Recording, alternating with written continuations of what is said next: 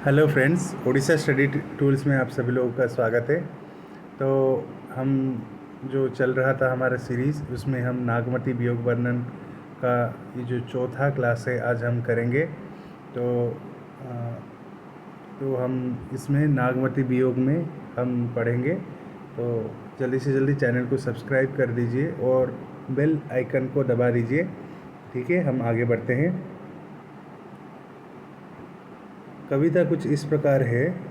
चढ़ा असाद गगन घन गाजा, साजा बिरह दुंड डल बाजा, धूम साम धीरे घन धाए, सेत ध्वजाबग पांति देखाए, खड़ग बीजू चमकई चहूँ ओरा, बूंद बान बरसही घन घोरा, ओ नई घटा आई चहूँ फेरी, कंठ उबारू मदन ओहो घेरी, दादुर मोर कोकिला पियू, गिरे बीजू घट रहे न जीव, पुष्प नखत सिर ऊपर आवा, हों बिनु नाह मंदिर को छावा, अड्रा लाग लागी भूई लेई, मोहि बिनु पियू को आदर देई, जिन्न घर कंता ते सुखी, तिन्ह गारो ओ गर्व, कंत प्यारा बाहिरे हम सुख भूला सर्ब। चढ़ा असाद गगन घन गाजा, साजा बिरह धुंध डल बाजा। आषाढ़ मास का समय है। आकाश में बादलों की गड़गड़ाहट हो रही है, जैसे विरह का युद्ध प्रारंभ हो गया और धुंध भी यानी नगाड़ा बज उठा है। धूम साम धीरे घन धारा, धूम साम धीरे घन धाए, सेत ध्वजा बन पंक्ति देखाए।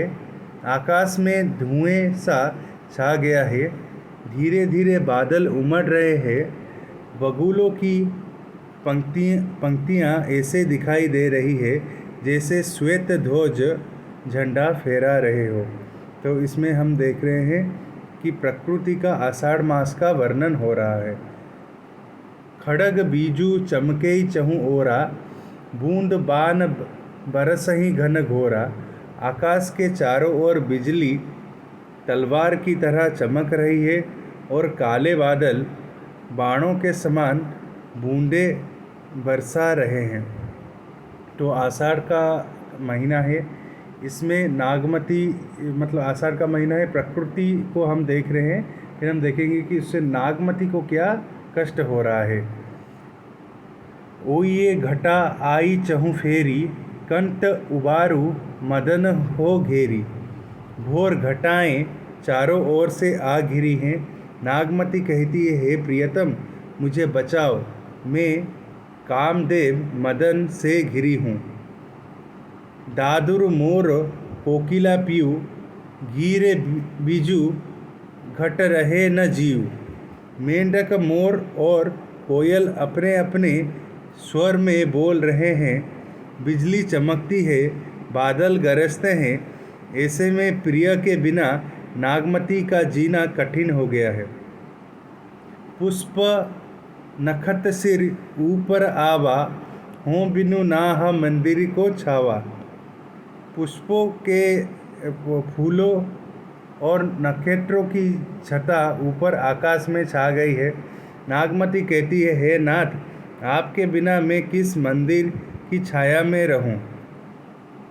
अड्रा लागी भूई लेई, मोहि बिनु पियू को आदर देही।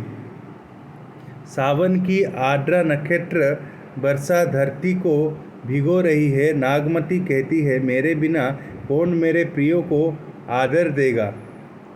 जिन्ह घर कंता ते सुखी, तिन्ह गारो ओ गर्भ, कंत प्यारा बाहिरे हम सुख भूला सर्ब। जिनके घर में उनके पति उपस्थित है वही स्त्रियां सुखी है और गर्भ से भरी है।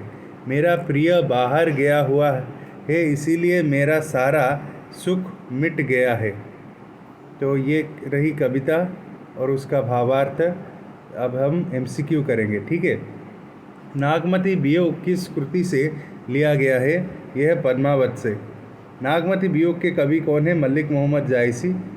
फिर चढ़ा आषाढ़ का तात्पर्य किस ऋतु से है? तो ये हम देखते हैं, ये किसका है? वर्षा ऋतु।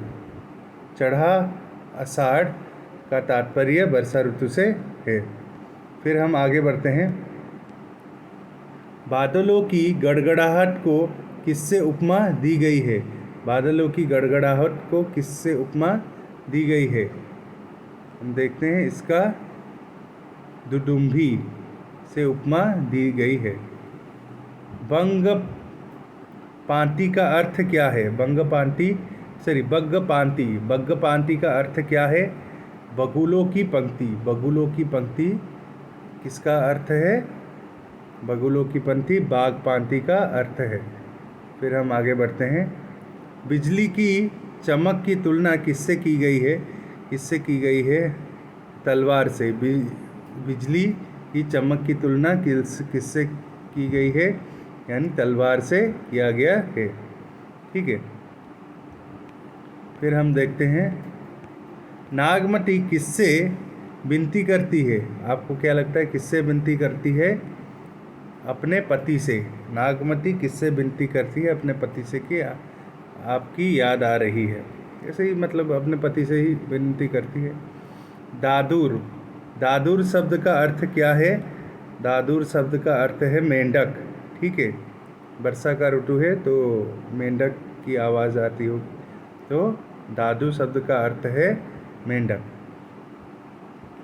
फिर हम देखते हैं, वर्षा ऋतु में कौन सा पक्षी हर्ष से नाचता है?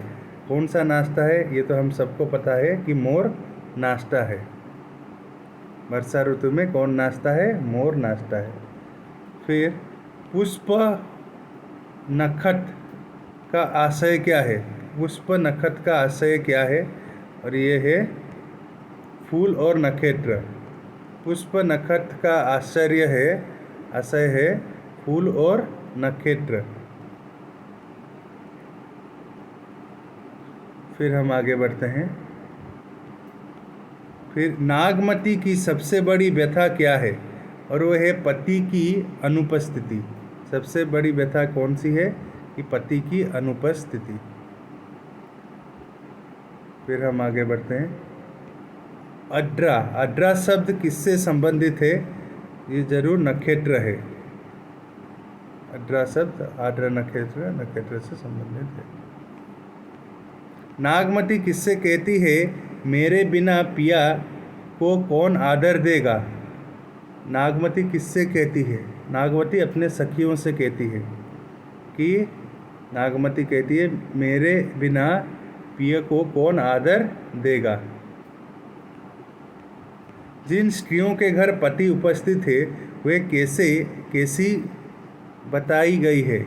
जिनके घर में पति है उपस्थित है उनके घर में सुखी।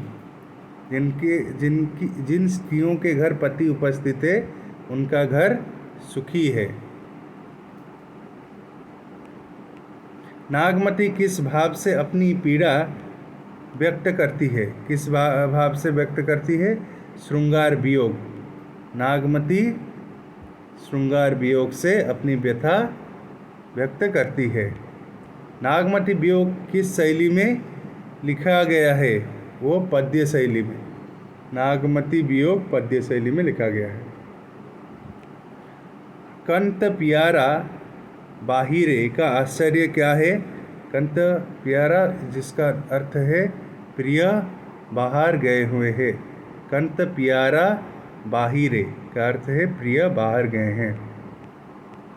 नागमती किस ऋतु में पति की अनुपस्थिति से व्याकुल होती है?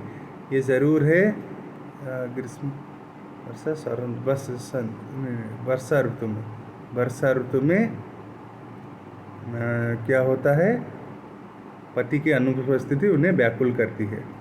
जायसी की पद्मावती किस भाषा में लिखी गई है? ये तो सबको पता है, अवधि में। इसका जवाब हुआ सी। नागमती वियोग का मुख्य अभाव क्या है? पति वियोग की पीड़ा ही होगा। इसका जवाब देखते हैं सी, पति वियोग की पीड़ा। तो ठीक है दोस्तों, आज के लिए इतना ही। मैं फिर से अगले क्लास में आपको आने वाले पद्य लेके आऊँगा। तो मेरे चैनल को जल्दी से जल्दी सब्सक्राइब कर दीजिए और अपने दोस्तों के साथ भी शेयर कर लीजिए।